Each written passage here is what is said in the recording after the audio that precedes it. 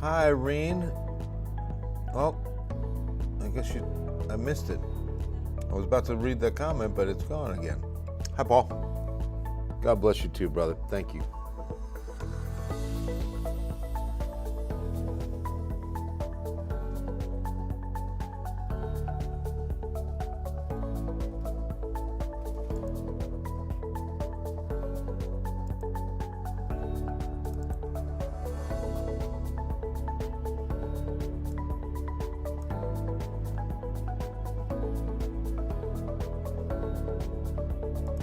What happened to the rain? Yeah, we're not going to see rain for a while now. Saw plenty of it. Some good rains. Doing South Texas some good. We'll get a pretty good update on the drought report. Looking forward to seeing the impacts of some good weekend rains. Good Monday night to you. Bill Taylor here at Ken's 5 Digital Center.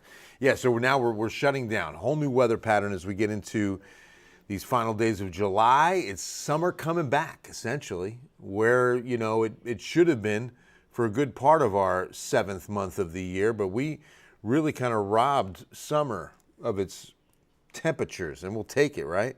Compared to last summer, we had 2 summers in one, if you think about it. 75 100-degree days last summer. That wasn't in a row, not 75 consecutive, but 75 total. We hit highs like 105, 106 last summer. It was crazy hot. 2 summers in one.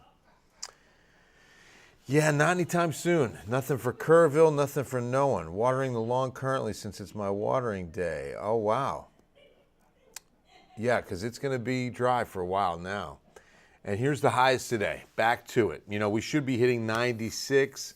We're hitting 94. We're in the neighborhood. 98 Hondo, 101s, Pearsall, Cotulla, Del Rio hit a triple digit, 95 Seguin, so it was a warm one. And after the weekend rains, had some good downpours yesterday again. Now here's the total for July, finishing almost twice the normal amount. Because we're not going to see any more rain the rest of July. We only have a couple days left. We'll finish at 4 1/4, and we should be getting 2.4. So that's almost doubled.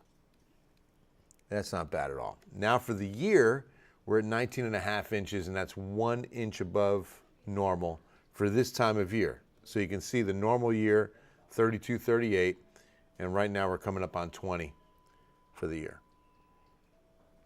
And let me please remind you that these numbers are San Antonio International. There are numbers around town that are much better than this. Maybe there's a few lower, but I doubt it. But I'll give you an example. Helotes, Northwest San Antonio, Northwest Bexar County.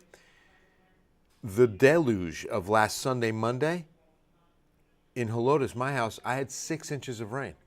I literally went up over 5, and it was spilling out of the rain gauge. And so that means it was 6. That was just Sunday, Monday. If you look at the entire month, at San Antonio International of 4 1/4, I had more than that Sunday, Monday, by like an inch to 1.5 inches more than that entire month total. And I know that's the same story in a lot of communities around Bexar County. So keep in mind that we jokingly say the airport rain gauge is upside down, but it is the official, and that's what we have to go with. You know, that's what we're kind of stuck with. But I'd be surprised. There could be some that are below 19.5 inches, but I wouldn't expect many. Today's rainfall, not much. We saw a few sea breeze showers come up just across I-10 early. really nothing substantial. You can see the river flood warnings. Those are those green polygons south of Houston, east of Houston, several as you get into the Beaumont, Port Arthur, Lake Charles area. As is always the case. I mean, they get a lot of rain around there. But not anymore. Here we go. We're going to be dry for a while. We've got high pressure reigning supreme over the next several days. I think as we get into next week, it looks as though maybe by Sunday, the beginning of next week, we get a slight chance of a sea breeze shower or two, even into Monday. And that's going to be low probability right now, but that's going to be the next rain chance. We will spend this entire week hot and dry as temperatures go up and Saharan dust rolls back in. Hello, here we go. Right across the Gulf of Mexico, it looks like the thickest of the Saharan dust is going to be in Wednesday. So that's why we've declared Wednesday an weather impact alert day, almost an ozone action day. That's what can sometimes happen too. When we talk about that high pressure dome taking control, remember it's a sinking air motion in the atmosphere, and a lot of times winds will diminish underneath the high. So if the right scenario unfolds and we go calm on winds or even under 10 miles per hour, we're more than likely going to see an ozone action day, because that means that we're cooking up a lot of bad ozone in the lower atmosphere, and it typically happens underneath a high pressure dome like this. And so it's when, remember, ozone is good up high, bad nearby. It's when we cook up a lot of bad ozone that you're going to have some breathing and respiratory issues for sure. And especially if you have COPD, asthma, even allergy sufferers. If your allergies are really acting up, you're going to have even further issues in especially the heat of the day, because that's when the most bad ozone's cooked up. That's why on an ozone action day, we're always encouraging you, don't refuel until after 7 p.m. Don't cut the grass until after 7 p.m. or early in the morning. Do one of those.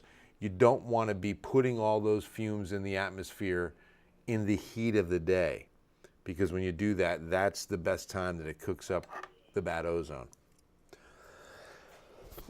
Excuse me. If you win 3 games of Twister in a row, you've automatically a yoga instructor. Yes, you are right. You're right. I've got one for you, David. One of my favorite jokes. I'll tell you what the yoga instructor said to the landlord who was evicting the yoga instructor. The yoga instructor is being evicted. Says to the landlord, "Nah, I'ma stay." I love that one. Hey, Carolina, thank you very much. David just bought the largest can of Pledge for Wednesday. It's already, okay, so it's off the shelf. It's gone. It's gone. So yeah, back to Wednesday, underneath this high, that's what can exacerbate this problem. We get this dust to move in, and now it's got nowhere to go. It gets trapped underneath that high, that sinking air motion in the atmosphere, and if we have stagnant air and the wind's not moving, if the winds are under 10 miles an hour, we'll get an ozone action day on top of this.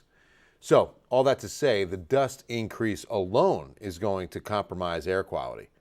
So we're going to keep a close eye on the air quality monitors Wednesday, but it looks as though this really thins out Thursday afternoon. Could be dealing with it again Thursday morning, but for now we know Wednesday to be the day of the weather impact alert, and that's mainly because that's when we expect it to be thickest.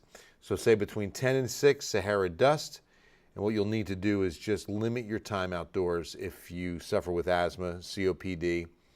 Keep an eye on the infants and the elderly, who will also have labored breathing in the heat of the day with that added dust and those particulates in the atmosphere. You're welcome, Irene. You're welcome.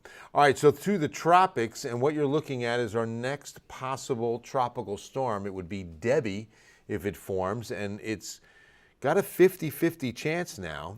And early Prague on it takes it north of the Caribbean. So just kind of skimming across the northern Caribbean, affecting and impacting Puerto Rico, the Dominican, and then also Cuba, before it then goes into the Florida Keys and is a southern Atlantic storm. Looks like it could be a Florida situation for the peninsula rather than the Gulf of Mexico at this point. So this is, again, very, very early.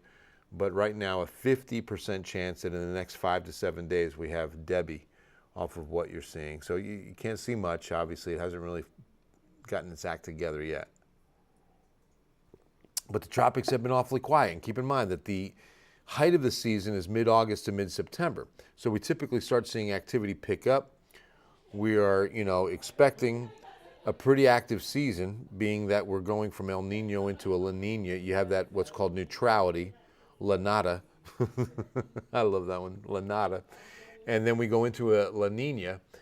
With that being the case, we do expect less wind shear. We expect a rising air motion in the Atlantic Basin, and that is all conducive to a much more active season.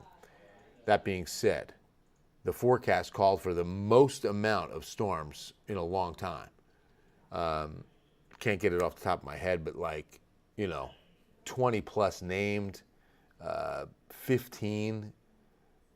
It's going to be an active season, like up to maybe 8 to 10 hurricanes, maybe 5 to 7 of those major. Again, we're coming into the height of the season. So the names, as I mentioned, this next one would be Debbie. We've had Chris, of course, Beryl, but now we're waiting for Debbie. Hey, Laura, what's going on? Not much. What's that wave coming off Africa? Do you think that might have become something? Yeah, that's what I was just talking about. So we've got a 50-50 on that one in the next week. Happy 82nd to Emma Rux at Harlandale Middle School. Absolutely. Happy birthday, Emma. 82 years. Happy birthday, dear Emma. Happy birthday from Bill Taylor and the Ken's 5 Digital Center with the Great Day SA mug, because it's a great day to celebrate Emma to you. All right, we're taking a nice cruise down the San Antonio River, going into our 14-day forecast. And here's to Emma. Happy birthday. Notice, here we go. We've got the air quality health alert scheduled for Wednesday. It's the only one on the 14-day forecast. And something I should mention on weather impact alert days, we would really confine these to the first 7. Unless we have something tropical that we can really say, it's looking like we're going to have, a possible landfall on the Texas coast Wednesday or Thursday, the 7th or 8th. I'm giving you a hypothetical here. That'd probably be the only time we would have weather impact alert days going into the second 7 of our 14-day forecast. Reason being, there's just too much change in the forecast to say it's a weather impact day that far out. This forecast alone can change a lot in the next, week. And so that's why even without weather impact alert days, what you're seeing on a forecast for the, weekend of August 10th and 11th, that forecast could certainly change. That's day 11, 12 out from today. The weather is a fluid situation. Literally, the atmosphere is fluid, gases. And so because of that, we're, hoping that you're understanding that, we give you these 14-day forecasts, but they're subject to change. At first, I was a little reluctant to do a 14-day forecast, but I'll be honest with you, it was a colleague in Dallas, our chief meteorologist there at our sister station, Pete Delkus, WFAA, that put it this way. We were talking, they rolled out a 14-day forecast about a year ago, I think. And when he said it this way, I said, okay, that makes a lot of sense. If we have the information, why not give it to them?